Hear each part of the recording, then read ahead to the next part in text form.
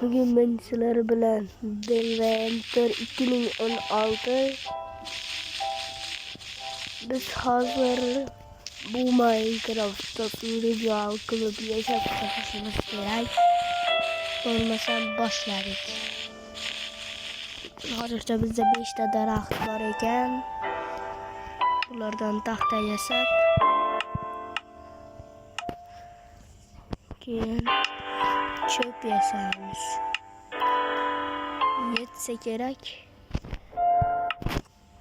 Hazıra versak.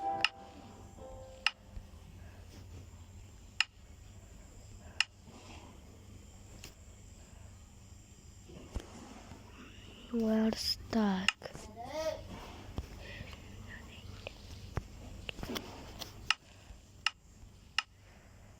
We're stuck ayarda joylashganini topishimiz kerak.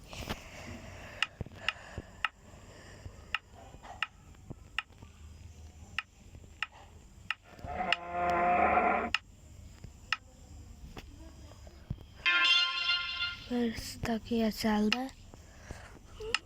Bu yerga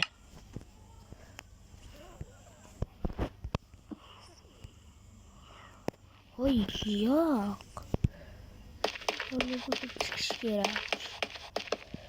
Iltimos obuna bo'lib qo'ying, yangi ochdim kanalni.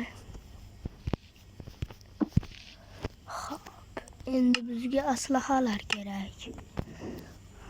Birinchi qilich hozir kechqurun tushyapti, shuning uchun keyin nayza tayoq bilmayman nima bu.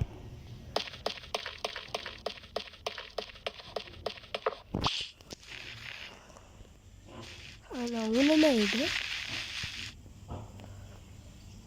Zombilar kelish xavfi bor. Bunchalik ko'p gullar bor yerni ko'rmaganman men. Shuning uchun bu yerda ko'proq turishimiz kerakmi? Bu nima o'zi bilmayman. Cho'p. Bu nayza. Yana daraxt chopishimiz kerak shekilli. Kirka va bolta yasab olish kerak. Kanal rivoji uchun tezroq obuna bo'lib qo'yinglar.